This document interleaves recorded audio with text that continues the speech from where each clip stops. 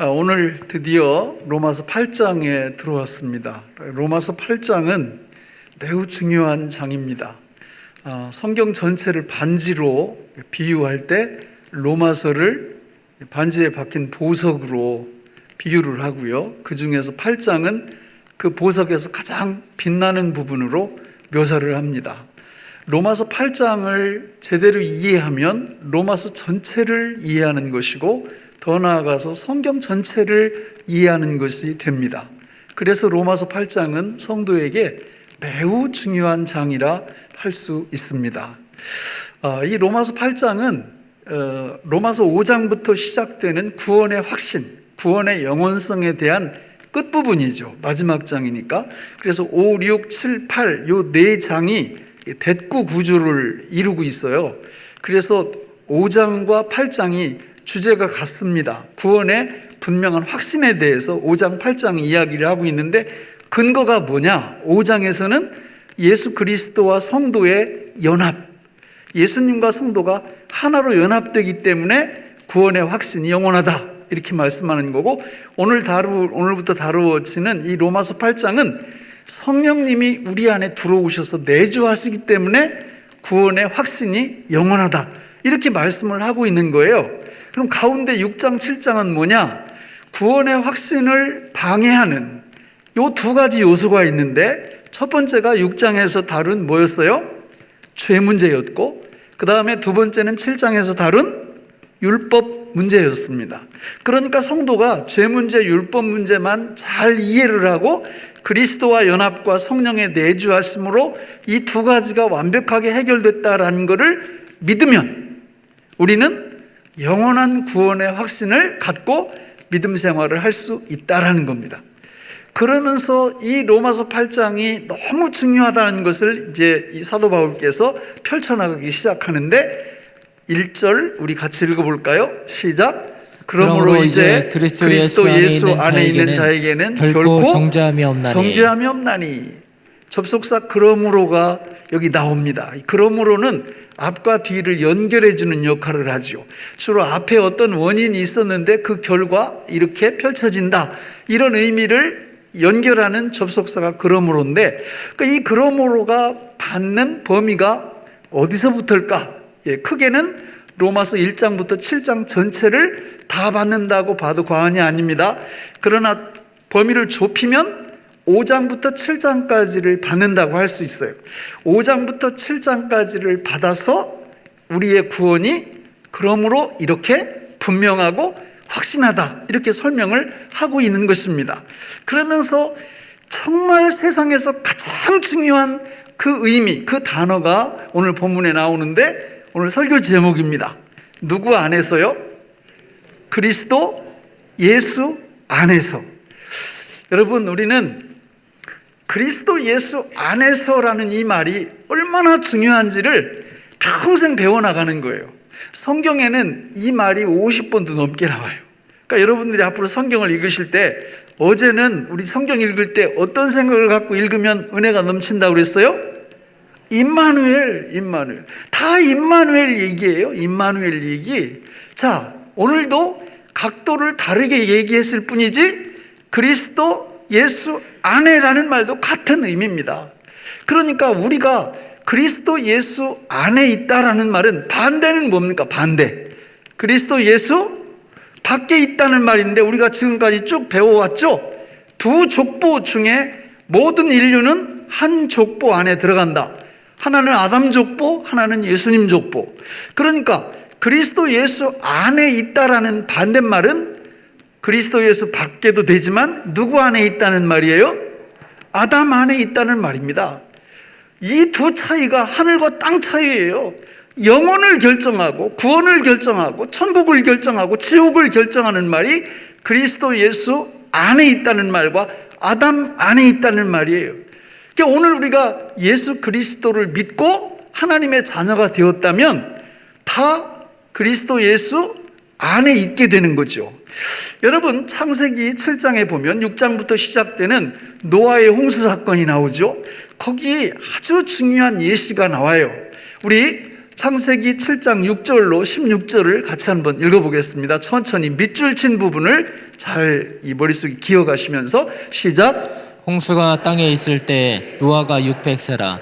노아는 아들들과 아내와 며느리들과 함께 홍수를 피하여 방주에 들어갔고, 정결한 짐승과 부정한 짐승과 새와 땅에 기는 모든 것은 하나님이 노아에게 명하신 대로 암수들씩 노아에게 나와 방주로 들어갔으며, 7일 후에 홍수가 땅에 덮이니 노아가 600세 되던 해 둘째 달 곧 그 달 11의 날이라. 그날에 큰 기품이 샘들이 터지며 하늘의 창문들이 열려 40주야를 비가 땅에 쏟아졌더라.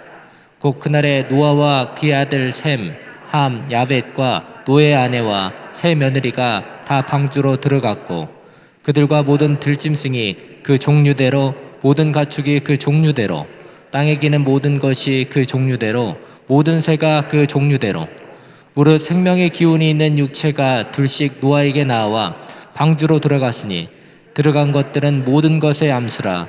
하나님이 그에게 명하신 대로 들어가매 여호와께서 그를 들여보내고 문을 닫으시니라. 아멘. 어떤 말에 줄이 쳐져 있어요? 방주로 들어갔다. 5번 이상 나옵니다. 5번 이상. 그 당시에 생명체, 사람, 살 수 있는 유일한 길이 있는데 어디로 들어가는 거예요? 방주로 들어가는 겁니다. 유명한 화가가 저 노아의 방주 홍수 그때 그 그림을 그린 게 있어요. 어디 뭐 다니다 보면 그런 게 있더라고요. 그러니까 방주가 이렇게 있는데 문은 닫혔는데 밑에서 막 짐승, 사람 뒤엉켜가지고 서로 그 방주로 이렇게 들어가려고 그 모습을 아주 유명한 화가가 잘 그려놨어요. 여러분, 방주가 누굽니까? 예수 그리스도예요.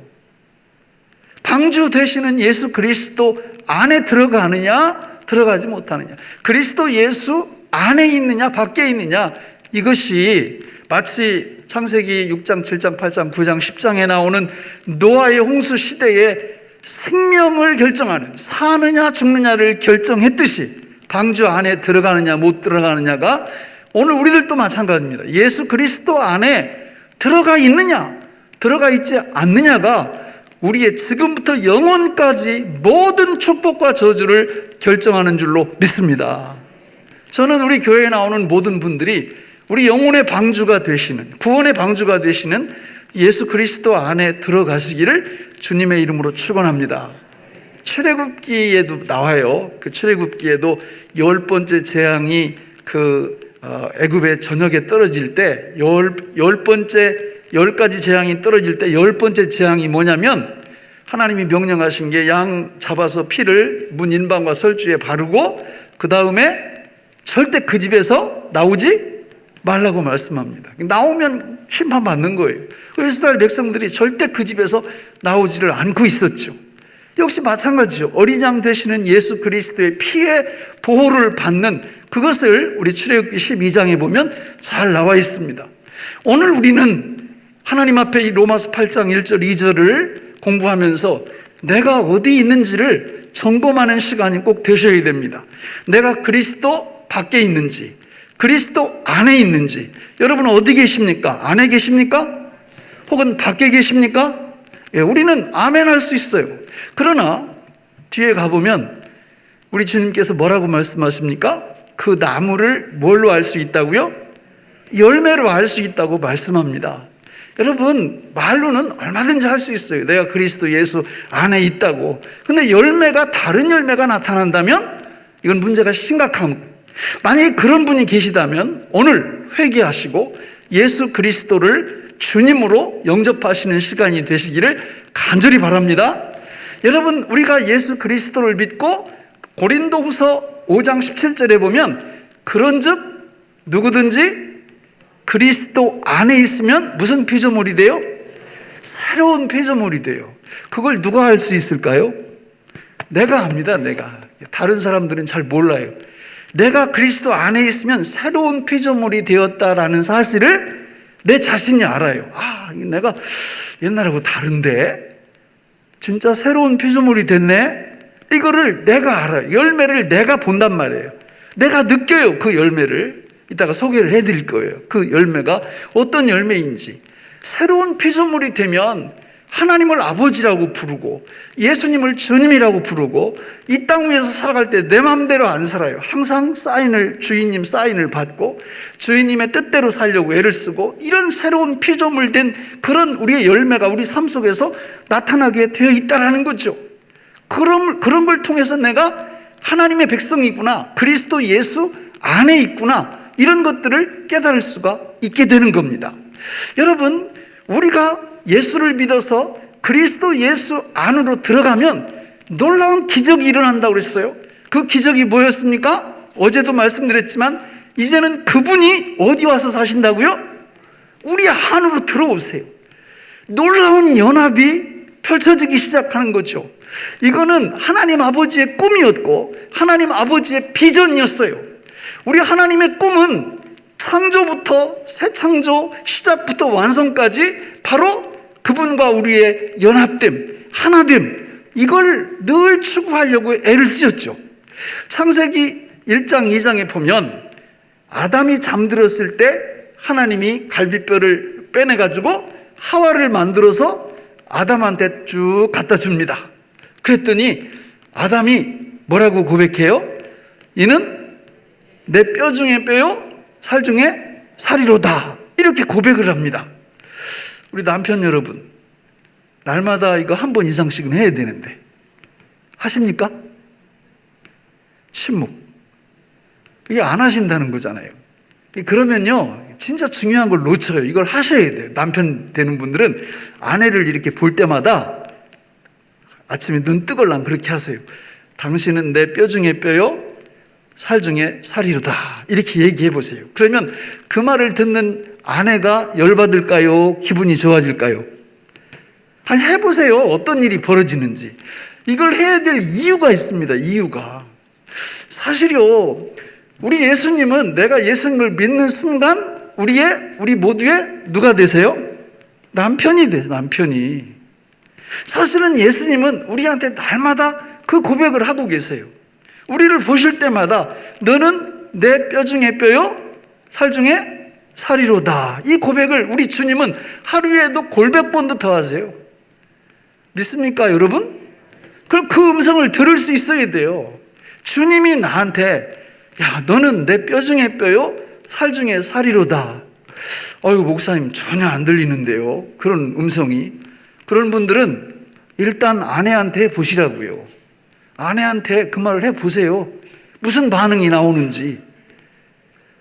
엄청난 축복이 일어날 가정에. 그리고 주님이, 우리의 신랑 되신 주님이 아내 된 우리들에게 하시는 그 음성도 그때부터 더 잘 들려오기 시작해요. 믿습니까, 여러분? 뭐 장가도 안 간 사람이 아멘을 하고 결혼한 분들이 결혼한 분들이 장가 안 갔어도 아멘 해도 돼요. 왜냐하면 예수님은 우리 모두의 신랑이시니까 그 예수님이 하시는 음성을 우리가 들을 수 있게 되는 거죠. 여러분, 그 음성을 계속 듣는 분들 그리스도 예수 안에 있는 줄로 믿습니다. 전혀 안 들려요, 목사님. 저는 하나님이 나를 사랑하신다는 거 전혀 느껴지지도 않고, 이런 분들은 오늘 예수 그리스도를 나의 왕으로, 나의 주님으로 정말 영접했는지를 진지하게 생각해 보셔야 돼요. 영접 안 하고 교회 다닐 수 있거든요. 여러분, 이런 예수님과 우리와의 부부관계가 이게 언제 성립이 되는 걸까요? 외형적으로 보면 우리가 예수님을 믿을 때 결정이 됩니다. 할렐루야. 그때 부부관계가 이루어지는 거예요. 그런데 실제적으로는 성경에 보면 너무 엄청난 놀라운 이야기를 하고 계세요. 우리 에베소서 1장 3절로 5절을 같이 읽어보겠습니다. 시작. 찬송하리로다. 하나님 곧 우리 주 예수 그리스도의 아버지께서 그리스도 안에서 하늘에 속한 모든 신령한 복을 우리에게 주시되 곧 창세전에 그리스도 안에서 우리를 택하사 우리로 사랑 안에서 그 앞에 거룩하고 거기까지만 읽겠습니다. 여러분, 하나님 아버지께서 예수님의 신부들로서 우리를 결정하신 시점이 저기 나오는데, 언제 우리를 그리스도 예수 안에 넣어 두셨다고 그래요? 말 됩니까? 말 안 됩니다. 왜냐하면 우리 이해력이 너무 부족한 거예요. 우리가 태어나기도 전에, 세상이 만들어지기도 전에 우리 하나님 아버지께서 당신의 택한 백성들을 누구 안에 집어넣었다고요? 그리스도 예수 안에 집어넣어 두셨다라는 겁니다. 그리고 때가 되었을 때 그 예수님을 우리가 영접하게 하시고 그때부터 내가 예수님의 신부구나 라는 것을 인지하게 하셨다라는 거예요. 여러분, 예수 죽음 내 죽음, 예수 부활 내 부활도 마찬가지예요. 우리는 예수님이 십자가에 달려 돌아가실 때 이 땅에 있지도 않았어요. 그러나 성경은 말합니다. 창세 전에, 세상이 만들어지기도 전에 하나님 아버지께서 구원받은 저와 여러분들을 예수 그리스도 안에 집어넣으셨다고. 할렐루야. 믿습니까? 그리스도 예수 안에 있는 분들은 이게 믿어져요. 이 말도 안 되는 상황이 의심이 안 가요. 그냥 믿어집니다. 이것이 믿어지는 하나님의 백성들에게 놀라운 역사가 계속해서 일어나는 거예요. 로마서 8장 1절 다시 볼까요? 그러므로 이제 그리스도 예수 안에 있는 자에게는 뭐가 없다고요? 정죄함이 없습니다. 율법과 죄로부터의 정죄함이 없어요. 왜냐하면 예수 그리스도 안에서 우리가 죄의 형벌로부터, 죄의 능력으로부터, 죄의 존재로부터 해방되었기 때문에 정죄함이 없는 거예요. 그런데 그거를 우리가 어떻게 경험하느냐는 거죠. 도대체 어떤 방법을 통해서, 누구를 통해서 그 놀라운 은혜가 체험되어지고 경험되어지는 하는 겁니다. 그게 2절에 나오는 거죠. 2절을 같이 읽어보겠습니다. 시작. 이는 그리스도 안에 있는 생명의 성령의 법이 죄와 사망의 법에서 너를 해방하였습니다. 아멘. 여러분, 그리스도 예수 안에는요, 우리가 들어가 있잖아요, 거기. 그러면 두 법이, 한 법이 역사합니다. 어떤 법이 역사한다고요? 생명의 성령의 법이 역사하기 시작해요. 이 생명의 성령의 법은 어떤 법 위에 있어요? 죄와 사망의 법 위에 있습니다. 이게 중요한 거예요. 죄와 사망의 법은요, 죄와 율법이에요. 죄와 율법. 생명의 성령의 법이 상위법이라는 거예요. 상위법. 세상의 법 체계가 우리 알잖아요. 헌법이 있고, 국가에 헌법이 있고, 그 다음에 국회에서 만드는 그 밑에 법이 있고, 또 일반 이런 행정기관에서 만드는 자치법이 있고, 그런데 최고의 권위를 가진 법은 어떤 법입니까? 헌법입니다. 헌법. 근데 저기 2절에 나오는 생명의 성령의 법은 죄와 사망의 법보다 상위법이에요. 위에 있어요. 더 힘이 세요. 예를 들면 제가 이거를 물속에다가 던지면 어떻게 될까요? 이 컵이 물속으로 가라앉겠죠. 당연히. 그런데 여러분 앉아 계시는 의자가 다 나무로 되어 있거든요. 그런데 그 나무에다가 이 컵을 묶어가지고 물속에 던지면 이 컵이 어떻게 될까요? 가라앉지 않습니다. 그냥 떠 있는 거예요. 왜? 중력의 법칙보다 부력의 법칙이 위에 있기 때문에 가라앉지 않아요.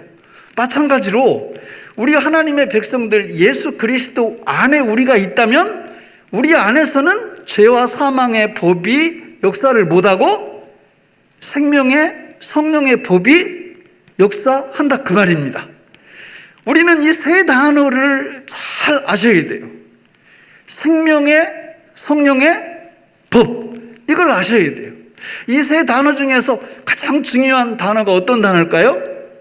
당연히 성령이죠. 성령. 여러분, 성령님은 하나님이세요. 성령님은 성부 하나님께서 세우신 구원의 계획을 성자 예수님이 실행하셨는데 그거를 우리한테 갖다 주는 분, 우리한테 경험하게 해주는 분, 우리한테 체험하게 해주는 역할을 누가 하신다고요? 성령님이 하시는 겁니다. 실제로 로마서 1장부터 7장까지 성령이라는 말이 4번밖에 안 나와요. 4번. 그런데 로마서 8장에 들어오면서 자그마치 19번이나 등장합니다. 성령에 대한 이야기가. 그 성령에 대한 이야기를 잘 이렇게 보니까 주로 무슨 얘기를 하고 있느냐면 무슨 성령의 법이라고 그랬어요? 생명의 성령의 법이라고 그랬잖아요. 그래서 생명 얘기를 계속 하는 거예요, 성령님이. 그러니까 그리스도 예수 안에 생명의 성령의 법이 역사를 하는데 성령님이 무슨 일을 하시느냐 가만히 보니까 그냥 처음부터 끝까지 생명 역사를 이루시는 거예요. 생명 역사. 이게 중요한 거죠. 그러면 악령은 무슨 역사를 하겠어요? 생명의 반대, 죽음과 사망의 역사를 계속합니다. 그러니까 우리가 만일 그리스도 예수 안에 있는 구원받은 성도라면 우리 역시 생각하는 거나 말하는 거나 행동하는 거나 주로 무엇과 관련된 말과 생각과 행동을 하겠어요? 생명이죠, 생명. 당연히 생명과 관련된 생각을 하고 생명과 관련된 말을 하고 생명과 관련된 행동을 하는 거예요. 근데 만약에 내가 그리스도 예수 밖에 있다면, 아담의 계보 속에 여전히 들어있다면 그거 안 봐도 비디오죠. 무슨 생각, 무슨 말, 무슨 행동을 계속할까요? 사망과 죽음에 대한, 그냥 생각도 죽음과 사망에 대한, 또 말도 이 말하면 다른 사람들이 생명을 얻고 내 자신이 생명을 얻는 게 아니라 내가 말해놓고 내가 죽어요. 사망, 죽음 이런 말을 계속하는 거예요. 행동도 마찬가지입니다. 행동도요 계속해서 죽을 행동을 해요. 생명의 행동을 하지 못합니다. 이런 엄청난 차이가 있어요. 그래서 우리는 잘 생각을 해보셔야 돼요. 도대체 내 안에서 생명 역사가 일어나나 사망 역사가 일어나나. 생명 역사가 일어나면 나는 틀림없이 그리스도 예수 안에 있는 거고, 내 안에서 생명 역사는 안 일어나고 계속 죽음과 사망의 역사가 일어나면 틀림없어요, 그리스도 예수 밖에 있는 겁니다. 이런 것들이 계속된다면 그때 회개하고 예수 그리스도를 나의 왕으로 주인님으로 다시 영접하셔야 되는 것입니다. 그러면 구체적으로 아까 뭐라고 그랬어요? 생명의 성령의 뭐라고 그랬죠? 법이라고 그랬어요. 여기 세 번째 단어가 또 중요해요. 그럼 성령님이 어떻게 일하시고 어떻게 역사하시느냐? 생명의 성령의 법이라고 그랬는데 법으로 역사하시는 거예요. 법으로. 이 얘기는 헌법이 얘기하면 아무도 못 말려요. 막을 수가 없어요. 마찬가지로 생명의 성령의 법이 역사하면 죄와 사망의 법이 명함을 못 내밀어요. 그러니까 우리 안에서 생명 역사가 뭘로 일어난다? 법으로 나타난다는 거예요. 그럼 성경에 우리 안에서 생명의 성령의 법이 어떻게 나타나는지가 성경에 나와 있는데 바로 갈라디아서 5장 22절로 23절에 그게 나타납니다. 같이 읽어보실까요? 시작. 오직 성령의 열매는 사랑과 희락과 화평과 오래 참음과 자비와 양성과 충성과 온유와 절제니 이 같은 것을 금지할 법이 없느니라. 예, 오직 성령의 열매는 사랑과 희락과 화평과 오래 참음과 자비와 양선과 충성과 온유와 절제니 이 같은 것을 금지할 뭐가 없다? 법이 없다고. 법이 없다고. 생명의 성령의 법이 역사하면 아무도 못 말린다. 아무도 막지 못한다. 그리스도 예수 안에 있는 예수 믿는 성도에게는 성령님이 생명의 역사를 뭘로 일으키신다? 법으로 일으키신다. 법으로. 여러분, 성도는 이 진리를 믿기만 하면 되는 거예요. 성령의 열매가 저기 사랑과 희락과 화평과 오래 참음과 자비와 양선과 충성과 온유와 절제, 이게 우리가 맺혀내는 열매가 아니고 내 안에서 성령께서 생명의 성령의 법으로 역사하신다는 진리를 뭐하기만 하면? 믿기만 하면. 그리스도 예수 안에 있는 분들은 이걸 믿어요. 이걸 믿으면 그 안에서 놀라운 성령의 생명 역사가 법으로 나타나. 내 의지하고 상관없어요. 신비한 일이 일어나는 거예요. 사랑과 희락 그랬죠? 사랑이 뭐냐고 물으신다면 눈물의 씨앗 맞아요. 고린도전서 13장 4절로 7절에 보면 15가지 사랑의 항목이 나오잖아요. 첫 번째가 뭐예요? 사랑은 오래 참고, 15번째는 견디느니라. 오래 참고 견디면 눈에서는 눈물 나오겠죠. 힘드니까. 그렇죠? 사랑의 항목을 이렇게 보시면. 근데 그게 오래 참고 견딜 수 있는 힘이 우리한테는 없는데, 내가 생명의 성령의 법을 믿어드리면 내 안에서 그 놀라운 능력이 드러나요. 할렐루야. 두 번째가 희락이잖아요. 희락은 뭐예요? 즐거움이에요. 즐거움. 코로나 상황, 너무 앞이 암울한 여러 가지 일들이 계속 터지고, 그럼에도 불구하고 내 안에서 생명의 성령의 법이 역사한다는 진리를 믿어드리면 우리 마음속에 성령께서 맺혀내시는 즐거움이 우리 안에 있다, 그 말입니다. 이게 생명의 성령의 법이에요. 화평. 원수 안 만들어요. 나는 원수 만들고 싶어요. 나한테 잘못하고 이러면 괘씸하네. 그런데 생명의 성령의 법이 우리 안에서 화평의 열매를 맺혀버리네. 생명의 열매를. 화해를 일으켜요. 화해를. 원수들도 가서 화해를 일으켜요.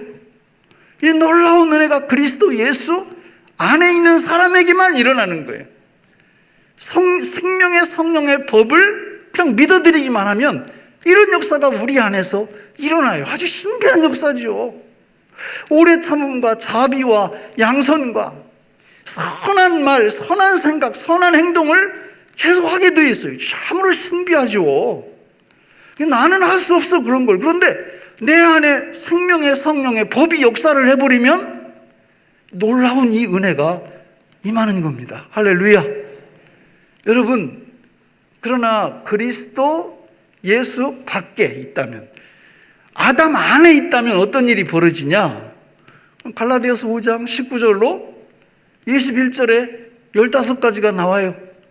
육체의 일은 분명하니 음행과 더러운 것과 호색과 우상숭배와 주술과 원수 맺는 것과 분쟁과 시기와 분냄과 당짓는 것과 분열함과 이단과 투기와 술 취함과 방탕함과 또 그와 같은 것들이 죄와 사망의 법으로 우리 안에서 계속 맺혀나. 예수 믿지 않는 사람들, 그리스도 밖에 있는 사람들에게 계속 원수 맺어. 원수. 파당을 만들어요. 파당을 만들어. 내가 하는 게 아니야. 그냥 어떻게 하다 보면 내가 파당을 만들고 있어요. 나는 원수 만들고 싶지 않은데 이게 잘 안 돼. 그냥 보기만 하면 너무 힘들어. 그냥 원수가 되는 거예요. 원수가. 내가 하는 게 아니에요. 죄와 사망의 법이 내 안에서 역사를 막 일으키는 겁니다. 여러분, 이런 놀라운 일들이 이 땅에서 공존하고 있어요. 그리스도 밖에 있는 사람들에게는 계속 이런 열매가 맺혀요. 자기도 절제 못해요. 그걸 안 할 힘이 없다니까요. 근데 그리스도 예수 안에 있는 사람들은 내가 성령의 열매, 생명의 열매를 맺히는 게 아니에요. 그분이 법으로 맺혀내는 거예요. 그래서 이 놀라운 역사가 내 안에서 계속 일어나는 거예요. 할렐루야. 저는 우리 교회에 소속되어 있는 모든 분들이 그리스도 안에 있으시기를 간절히 바랍니다.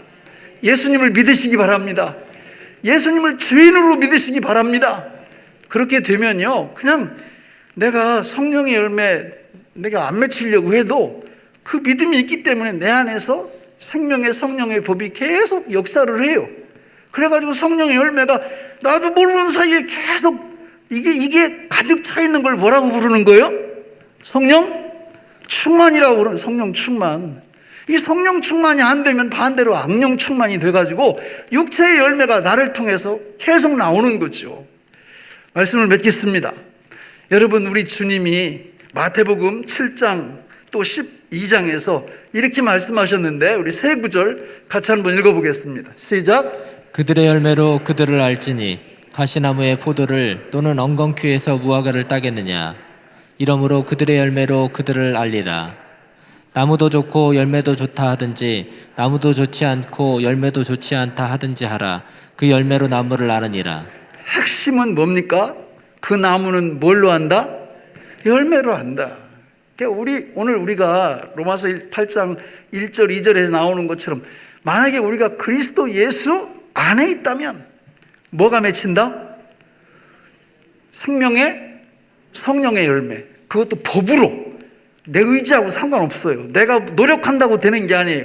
그냥 믿으면 돼요. 예수 믿으면 생명의 성령의 법이 내 안에서 역사한다는 이 진리를 믿으면 내 의지와 상관없이 내 안에서 성령의 9가지 열매, 그 이상의 열매가 생명의 열매로 법으로 맺혀집니다. 그런데 그걸 안 믿으면, 그리스도 예수 밖에 있으면 용 빼는 재주 없어요. 내가 아무리 원수 안 맺으려고 해도, 파당 안 받으려고 해도, 분쟁 안 하려고 해도 내가 이길 힘이 없어. 그래가지고 분쟁하고 파당 만들고 죄와 사망의 법의 지배를 받으며 살아갈 수밖에 없어요. 그런 분들이 이 중에 계시다면 이 시간 회개하시고 예수 그리스도 그분을 우리의 왕으로 영접하시기를 바랍니다.